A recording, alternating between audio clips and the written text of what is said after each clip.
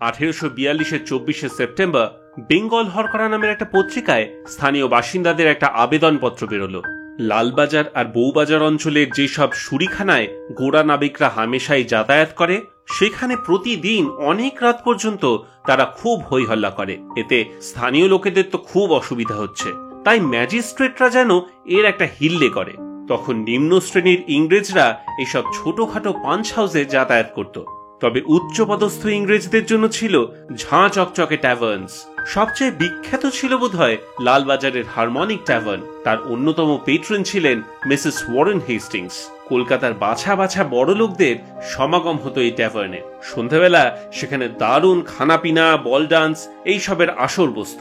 এখানেই নাকি বড়লাট Warren হেস্টিংসকে farewell জানানো হয়। পরবর্তীকালে সেই ট্যাভার্নেই এক সাহেব একটি স্কুলও খোলেন। আজ সেখানেই রয়েছে কলকাতার ট্রাফিক পুলিশের ডিপার্টমেন্ট।